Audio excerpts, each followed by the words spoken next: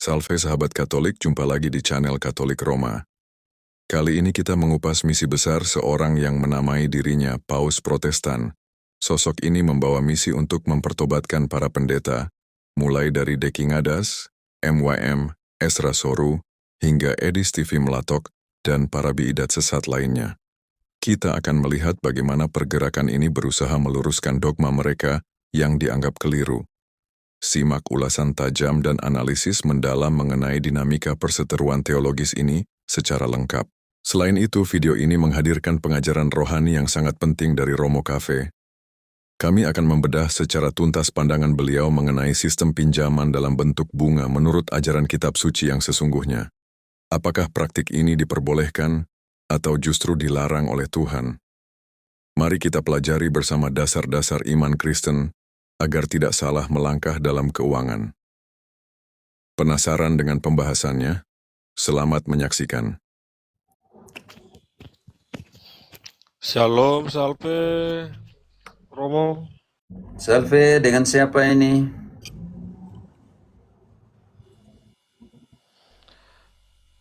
Protestan Romo. Engkau datang baik-baik atau engkau datang tidak baik-baik? Penuh sukacita Romo. Damai sejahtera. Kenapa namanya Paus Protestan? Karena saya mau membersihkan Protestan Romo. Begitu. Dari Edis, dari Deki Ngadas, dari Esra Soru. Yang bikin ribut-ribut sudah. Tapi engkau Protestan, bagaimana kau bersihkan mereka yang sudah Paus Protestan itu bagaimana? Pausnya saya Romo. Nanti saya anatema mereka. Kau nanti pakai tongkat dengan patung siapa kau nanti? Karena Efrazor Dekingaris pakai patungnya ini Calvin. Engkau punya patungnya siapa nanti? Martin Luther Romo. Oh, berarti baik suka lu gitu.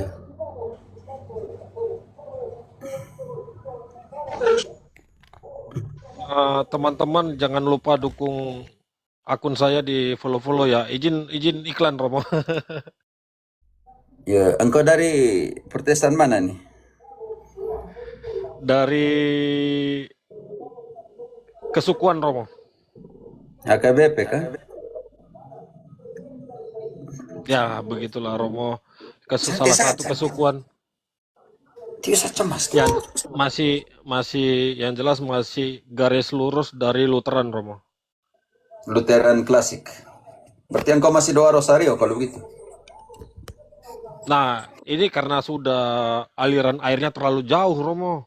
Makanya engkau tadi bilang dari Lutheran asli ya, kalau kau masih doa rosario. Enggak, masih garis lurusnya Romo. Tapi aliran airnya udah terlalu hanyut jauh. Sudah dihilir. Udah lebih jauh lagi dari hilir Romo. Ketinggalan. Oh begitu ya. Hanyut.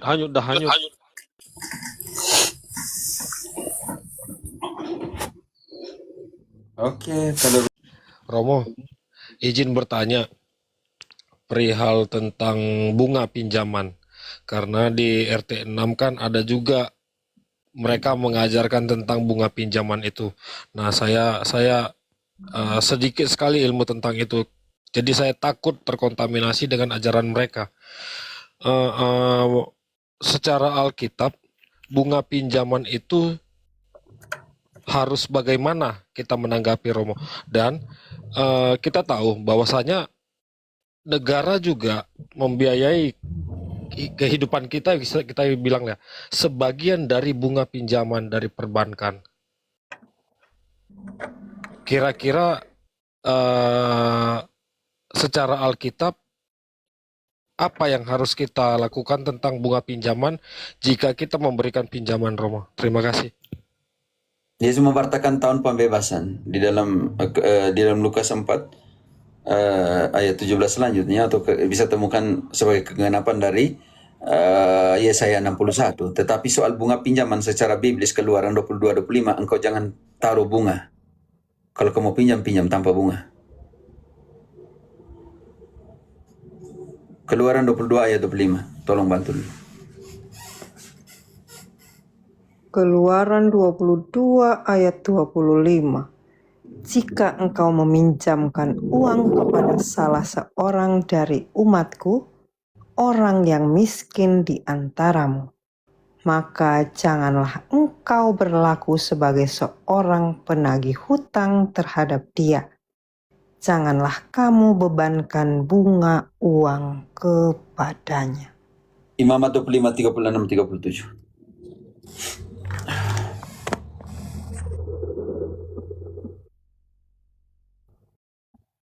Janganlah engkau mengambil bunga uang atau riba daripadanya. Melainkan engkau harus takut akan Allahmu, supaya saudaramu dapat hidup di antaramu. Janganlah engkau memberi uangmu kepadanya dengan meminta bunga, juga makananmu janganlah kau berikan dengan meminta riba.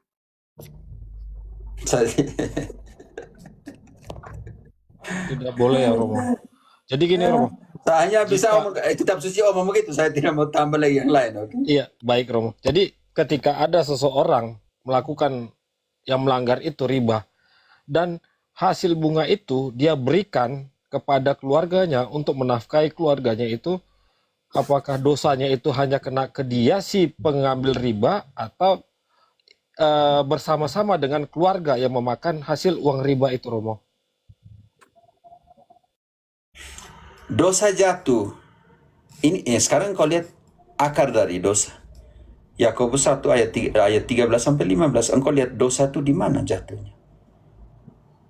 Keluarga anak-anaknya tidak tahu. Kau ambil uang dari mana? Kalau mereka tahu, ini jadi persoalan.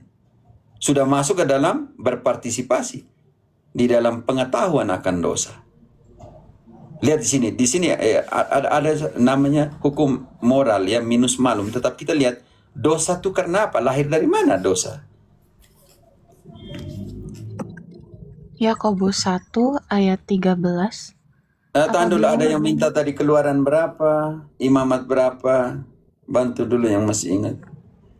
Keluaran 22, 25, imamat 22, 25, 36, dan terakhir Yakobus 1, 13. Oke, sekarang belum baca. Kau yang terakhir, bagaimana saya belum baca nih? Oke. Yuk. Yakobus 1 ayat 13. Apabila seorang dicobai, janganlah ia berkata, pencobaan ini datang dari Allah. Sebab Allah tidak dapat dicobai oleh yang jahat, dan ia sendiri tidak mencobai siapapun. Tetapi tiap-tiap orang dicobai oleh keinginannya sendiri, karena ia diseret dan dipikat olehnya. Dan apabila keinginan itu telah dibuahi, ia melahirkan dosa. Dan apabila dosa itu sudah matang, ia melahirkan maut. Engkau lihat dosanya di mana? Dosa lahir dari mana, saudaraku? Ketika engkau merealisasikan apa yang engkau inginkan. Oke? Tetapi dalam pengertian dosa bukan yang baik, oke?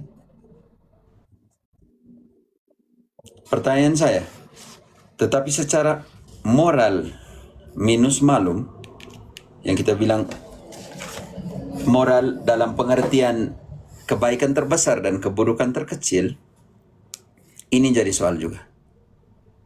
Seorang pencuri, dia menghidupi istri anaknya, tetapi dia tidak bisa dibenarkan karena apa yang dia buat, yaitu mencuri.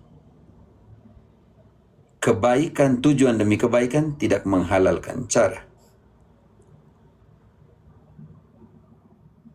Cara tidak membenarkan dia. Ini jadi persoalan besar ketika kita melihat di situ. Kita ini hidup di atas dunia juga ya, Paus of Protestan susah juga ya. Walaupun hasil akhirnya untuk kebaikan, tapi sumber dari itu tidak dibenarkan Romo ya. Benar sekali. Kenapa? Karena Matius 7 ayat 19-20. Pohon yang baik hasilkan buah yang baik. Buah pohon yang baik itu dilihat dari buahnya. Ini jadi persoalan besar. Dan Matius 7 ayat 19-20. Halo, di mana kalian? Dan setiap pohon yang tidak menghasilkan buah yang baik pasti ditebang dan dibuang ke dalam api. Jadi dari buahnya lah kamu akan mengenal mereka. Buah itu mencuri. Tetapi hasil curian itu bergantung juga kepada siapa yang mencuri. Paus of Protestant, engkau mengerti itu? Paham Romo. Paham. Karena itu buatlah baik-baik. Yakobus 4 ayat ke-17 mengatakan, intinya, buatlah baik-baik. Kalau engkau tahu bahwa engkau bisa berbuat baik dan engkau tidak berbuat baik, maka engkau berdosa. Yakobus 4 ayat 17. Jadi jika seorang tahu bagaimana ia harus berbuat baik, tetapi ia tidak melakukannya, ia berdosa. Dia tahu bahwa dia bisa berbuat baik. Artinya jangan curi. Tetapi dia tidak mau melakukannya itu. Maka dia berdosa. Artinya dia tahu dan mau buat itu, kesadaran penuh untuk melakukannya. Sedangkan mereka, anak istri yang menerima hasil curian itu, makan buah dari pohon yang tidak baik. Kasihan juga yang kau bilang menanggung secara tidak langsung. Contohnya ini, Paus of Protestant, ketika anakmu memecahkan kaca anak kecil, siapa yang harus tanggung di situ? Rumah orang. Saya Romo. Karena anakmu tidak punya apa-apa, bisa mengerti. Makanya secara tidak langsung engkau menanggung kesalahan. Ketidakbaikan, seolah-olah engkau berpartisipasi di sana karena tanggung jawab moralmu. Sama seperti orang yang pergi mengantar seorang perempuan untuk aborsi.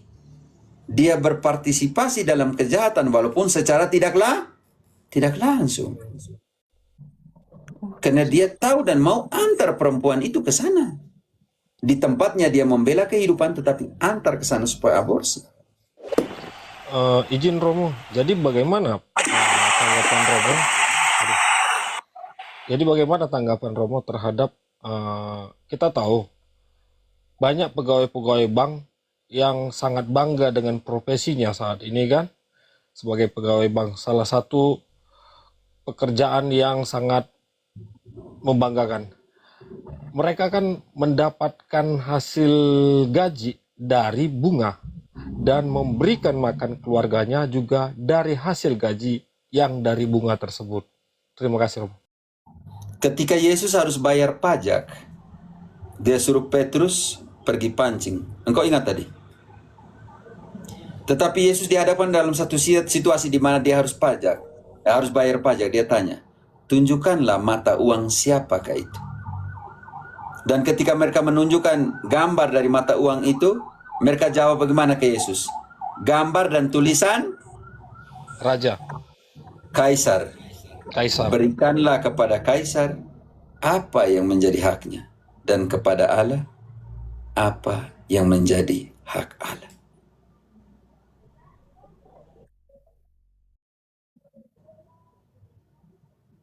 Ini berat bagi kekristenan. Berat Romo, dinamika yang sangat luar biasa saat ini. Yesus memberikan tantangan kita menjadi Kristen yang mampu melawan arus.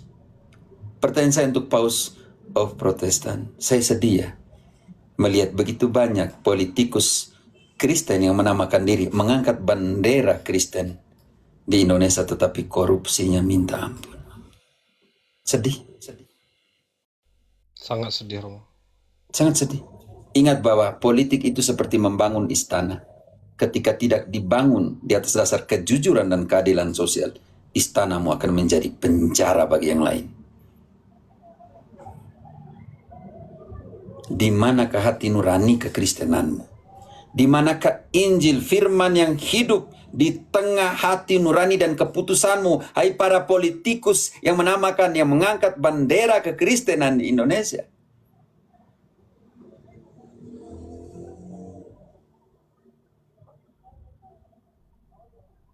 Di manakah Kristus yang kalian sambut tubuh Kristus tiap hari Minggu? Di manakah Kristus yang dalam pertesan bilang kalian baca firman yang membuat kamu menjadi baik dari hari ke hari? Katakan ya, ya, tidak, tidak.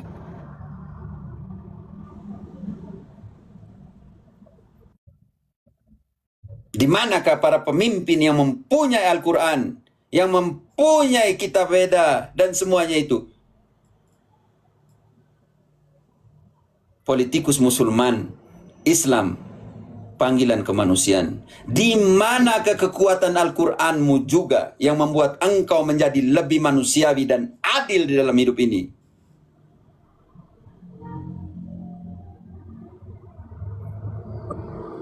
Di mana di dalam kitab suci dan Al-Quran yang mengatakan boleh korupsi dan curi uang rakyat? Boleh tindas mereka?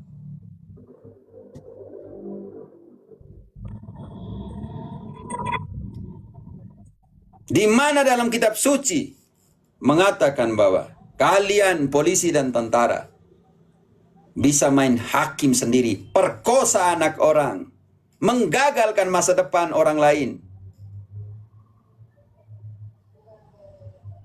Panggilan sebagai saudaramu sebangsa dan setanah air, yang lahir juga dari darah pertiwi.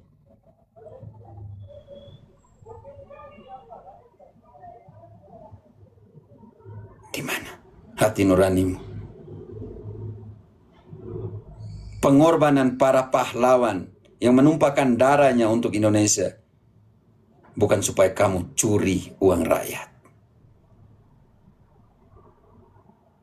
Yang kampanye kita Islam, kita Kristen, pilih wakil-wakil Kristen, pilih wakil-wakil Katolik, pilih wakil-wakil yang membawa bendera agama, tetapi hidupnya paling bobrok, korupsi. Menjual bendera agama supaya kalian jadi politikus. Tapi lebih kepada tikus. Banyak yang banyak. Poli kan banyak. Tikus. Curi keju-keju yang harus diberi untuk rakyat.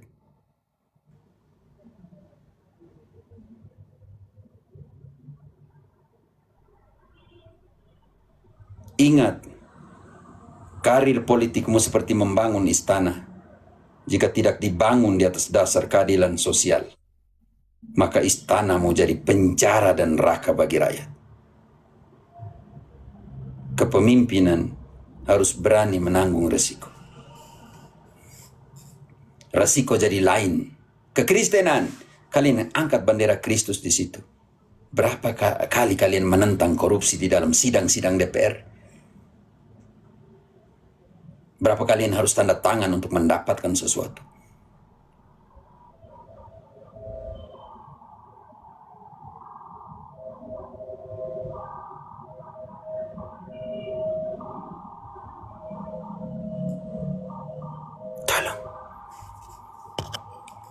Sudah terlalu lama Pertiwi menangis.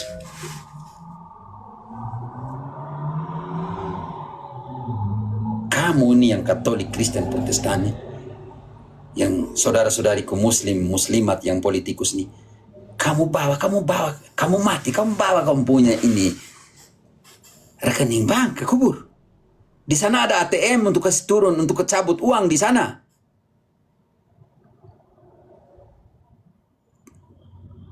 Hai politikus yang terkasih, kalian mati, kalian kubur yang kamu punya rumah, yang kalian punya mobil. Kalian dikuburkan dengan semua aset yang kalian miliki. Ketika kalian harus berhadapan dengan Yesus Isa Al-Masih dan hanya mengatakan dan bertanya kepadamu, di manakah engkau ketika aku lapar? Di manakah engkau ketika aku telanjang, aku haus, aku di penjara? Aku orang asing. Ketika ada proyek tambang, kalian harus keluarkan suku-suku asli dari tanahnya. Berapa suku Dayak yang menangis? Berapa saudara-saudariku di Papua harus menangis karena harus meninggalkan tanah tumpah darahnya karena ada kepentingan politik, tambang dan lain sebagainya. Kalian yang menjual nama bangsa ini kepada orang lain, apakah kalian punya surga?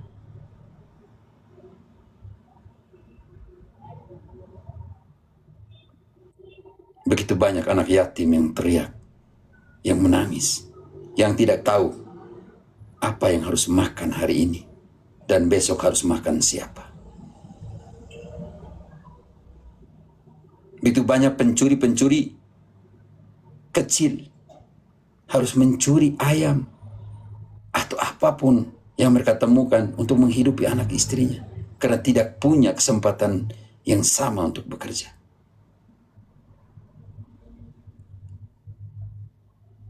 Ketika kalian kampanye, kalian kenal semua sampai penjual asongan kaki lima. Tetapi ketika kalian sudah duduk di bangku DPR, bupati, gubernur, presiden, kalian sudah lupa dari mana bahwa kalian pernah menyapa mereka yang ada di jalan.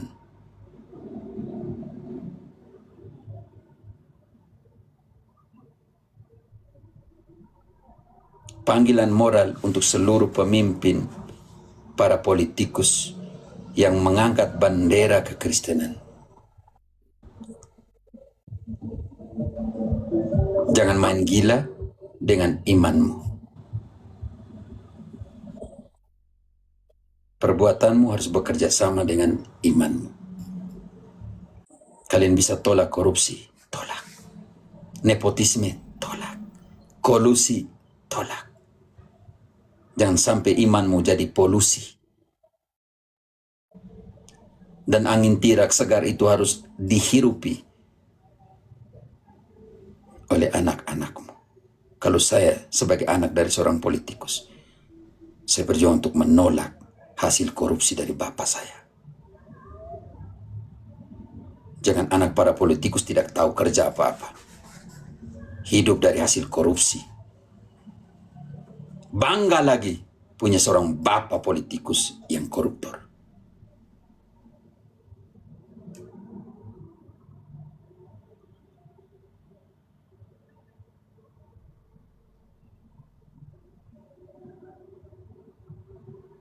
Dan saya ingat selalu saya punya bapak. 6 tahun jadi kepala desa. Ketika dia tanya kepada saya, Romo, saja kepala desa, ya, buat apa? Engkau punya gaji bayar pajak rakyat. Dan selama 6 tahun, desa bebas pajak itu Rombawa. Karena dia ambil dari punya gaji untuk bayar semua pajak rakyat. Bapak jadi kepala desa, rumah itu dindingnya triplex, papan. Dan sampai sekarang rumah tetap papan. Lantainya tetap semen yang bocor. Dan bangga tidak bernoda kepemimpinannya sebagai kepala desa.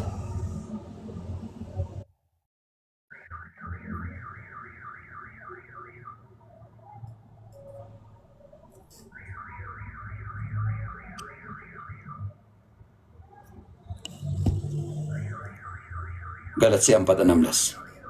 Ide saya tutup dengan saya mau makan. Galatia 4:16.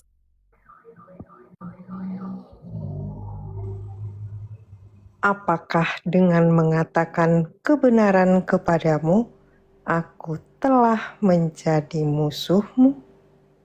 Resiko pewartaan. Apakah dengan mengatakan yang benar, aku akan menjadi musuh?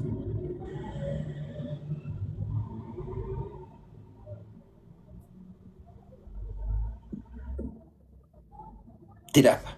Matius 10 ayat ke-22. Memang kamu akan dibenci karena namaku, kata Yesus. Karena dia adalah kebenaran, jalan, dan hidup. Ginting. Matius 10 ayat 22. Dan kamu akan dibenci semua orang oleh karena namaku. Tetapi orang yang bertahan sampai pada kesudahannya akan selamat. Dan kebenaran akan membebaskan. Yohanes 8 ayat 31-32. Tutup dengan itu semua makan nikah. Kamu jangan buat saya marah para politikus lagi. Saya tidak ada hak, tapi panggilan moral toh sebagai saudara Indonesia.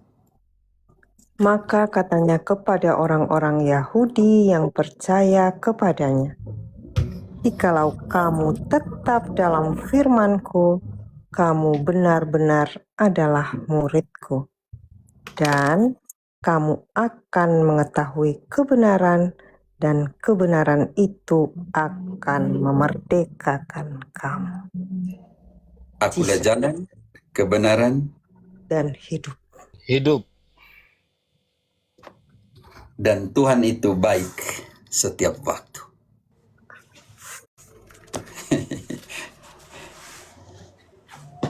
Mau pakai yang mana? Tuhan itu baik setiap waktu, every time, atau ini? Tidak apa tuh. Atau ini, Yesus adalah jalan, kebenaran, dan hidup. Jesus, Pak. Tuhan itu baik setiap waktu. God is good every time.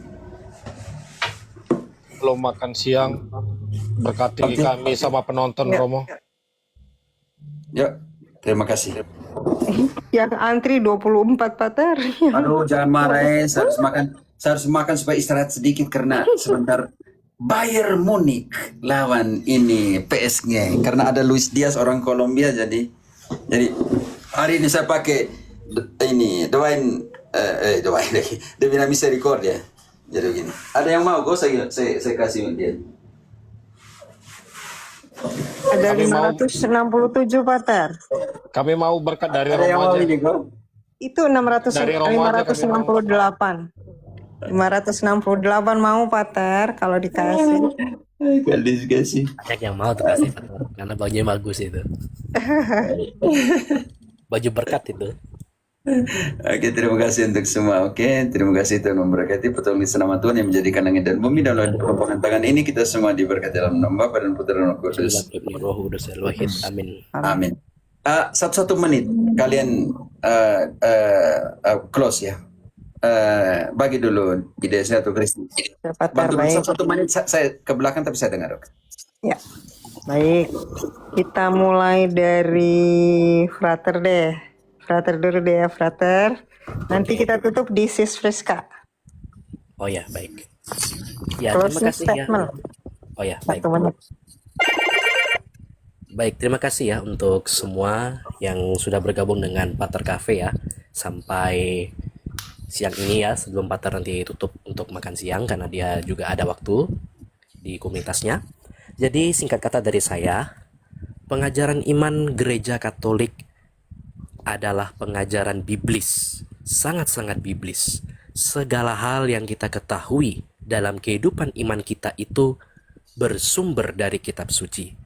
Selain dari kitab suci, kita juga menghormati yang namanya tradisi-tradisi suci yang dihidupi oleh komunitas gereja mula-mula, komunitas iman pertama kita yang berada di generasi pertama hingga ke generasi sekarang abad ke-21. Kita patut bersyukur bahwa gereja Katolik mempertahankannya sampai hari ini, dan itu pun diperkuat dengan magisterium, kuasa mengajar yang tidak terputus dari suksesor dari mata rantai apostolik dalam pentarki 5 tahta apostolik yang detik ini, hari ini masih ada, masih nyata dan hadir dalam kehidupan di muka bumi. Kita sebagai orang Katolik berterima kasih untuk semua yang sudah disampaikan. Semoga apa yang kita terima menjadi pengajaran untuk hidup kita, memberikan kesuburan untuk hidup kita, lebih-lebih untuk menjaga agar iman kita senantiasa dipupuk dan rapi tersusun. Sebagaimana kalau kita berada di luar carangnya, di luar pokok anggur itu sendiri, kita tidak dapat berbuat apa-apa. Terima kasih. Amin. Pak Fernando, Ya, monggo. terima kasih Romo, Pater, dan kakak-kakak sekalian atas pengajarannya. Saya berharap dengan bertambahnya ilmu saya, terutama tentang gereja Katolik, semakin menumbuhkan iman saya, menambah pengetahuan saya, dan saya bisa menjadi orang yang lebih baik lagi bersama keluarga saya. Terima kasih atas pengajarannya, Tuhan memberkati. Amin. Amin. Paus, Fernando. Pak Paus. Terima kasih buat Romo dan Pater di atas dan rekan-rekan lainnya atas pengajaran-pengajaran dan waktu yang diberikan. Saya mohon juga buat Romo dan para OMK serta para jemaat Katolik yang lain, semoga memperbanyak video-video pengajaran begini, karena yang saya maksud bukan hanya untuk saat ini. Yang saya maksud adalah tujuannya agar generasi-generasi kami yang di Protestan ini, yang jemaatnya, jangan pikirkan para pendeta-pendeta kami Romo dan para OMK. Pikirkanlah kami jemaat-jemaat ini yang Protestan dapat pengajaran yang benar. Jadi terima kasih banyak, jangan pernah sungkan untuk mengajari kami yang Protestan ini agar kembali ke rumah yang satu kudus, apostolik yang dipimpin oleh Petrus. Terima kasih, salve semuanya, shalom. Thank you Pak Paus. Pak Tumanggur. Terima kasih Pater Hero. Lewat pengajaran malam ini, saya semakin yakin bahwa gereja Katolik adalah kerajaan Allah yang kelihatan. Karena itu saya akan tetap berjuang untuk menghidupi apa yang diajarkan oleh gereja Katolik. Terima kasih. Terima kasih, Sis Friska. Friska cuman mau mengingatkan lagi ke teman-teman yang Katolik, maupun yang bukan ya, yang lagi belajar, carilah pembelajaran di tempat-tempat yang memang benar-benar memberikanmu ilmu yang benar. Jangan cari room yang hanya ada penghujatan, kebohongan, dan penipuan. Friska nggak mau sebut merek, hanya ingin mengingatkan saja, carilah tempat yang tepat untuk kamu belajar. Dan buat teman-teman yang baru datang atau yang baru kenal Room Romo Cafe, selamat datang, silahkan bergabung kapan saja, karena Romo live-nya setiap hari, hampir setiap hari. Nah, untuk menutup, Sampai sekarang ya, ada waktunya. Selamat tinggal TikTok, oke? Sampai sekarang, oke. iya kan sekarang masih ya Romo ya, pokoknya sampai Romo inilah pokoknya eksis di TikTok. Untuk menutupnya, Friska mau kasih ayat deh untuk ayat terakhir ya. Di 2 Yohanes 1 ayat 9 sampai 11. Dan di situ dikatakan ya, kita nggak boleh mengambil bagian di dalam suatu ajaran yang tidak baik, karena kita adalah mendapat bagian di dalam perbuatannya juga. Apalagi di ayat 11 ya, barang siapa yang memberi salam, ini bahkan memberi salam aja, kita sudah mendapat bagian di dalam perbuatannya yang jahat. Nah, dari situ, ya bijak-bijaklah sekali lagi. Ya, Friska mau mengingatkan itu aja. Jangan mendukung, apalagi memberikan sesuatu untuk mereka yang berbuat jahat. Terima kasih. Amin. Friska, Terima kasih, Pater. Friska, tolong bawa ke Radio Maria apa yang kau belajar, oke? Baik, Romo. Supaya Pasti. pendengar, kadang saudara-saudara kita yang di pelosok ya, yang dengar Radio Maria, yang tidak di TikTok, tetapi melalui Radio Maria, mereka bisa memahami itu. Oke, tolong Benar, Romo. diminta dengan sangat, karena Maria juga pergi ke pegunungan Yehuda di mana Elizabeth tidak tahu tentang TikTok. Dia harus pergi ke sana. Iya benar. Ya, itu tadi ya, 2 Yohanes 1 ayat 9 sampai 11. Ini yang ayat 11 aja. Sebab barang siapa memberi salam kepadanya, ia mendapat bagian dalam perbuatannya yang jahat. Nah, memberi salam saja, kita sudah mendapat bagian di dalam perbuatannya yang jahat. Itu keras loh. Itu saja teman-teman, semua terima kasih. Terima kasih. And Oke. the last from me, Pater. Oh ya, Indri belum. Oke, saya pikir kau sudah tadi. Jesus said, I am the way, the truth, and the life. Thank you, Pater. Oke. Ingat bahwa kita tidak pernah luput dari dosa. Berjuang untuk jadi sempurna, jadi kudus, masih selalu akan berdosa dalam banyak hal. Tetapi ingat, Indri, kita adalah orang-orang buta, kadang dalam hidup masih jatuh di jurang dosa dan semua. Tetapi ingat, jangan pernah padamkan pelita firman supaya orang lain bisa melihat kebenaran. Walaupun engkau berdosa. Oke. Walaupun engkau buta, walaupun engkau lumpuh dan tidak berdaya, tetapi pelita firman harus tetap dinyalakan. Supaya bukan untukmu yang buta, tetapi untuk orang lain agar mereka melihat jalan kebenaran. Oke. Baik, Pater. Begitu. Terima kasih. Sampai jumpa. Tuhan memberkati. Dalam nama Bapa dan Putra dan Roh Kudus. Amin. Oh ya, ada yang bilang Suster Friska. Bisa jadi suster. Indri juga bisa jadi suster. Friska bukan Lewat umur, Pater. suster. Oke. Damai sejahtera bagi kalian semua. Oke. Amin, amin. Terima kasih Tuhan yang memberkati sudah Romo. kasih tip. Salutate. Terima kasih, Pater. Selamat malam Terima kasih. siang.